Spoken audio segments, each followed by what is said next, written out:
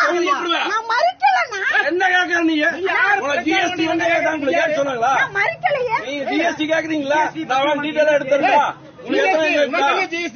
நீங்க வந்து அநாகரிகம் பேத்து போட வேண்டாம்.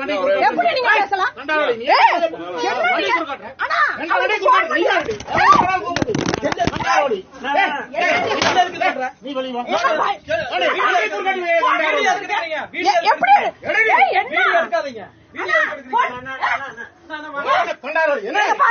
அடிக்கிறாங்க பிஜேபி காரங்க இங்க ஆத்துப்பாளையம் பகுதியில.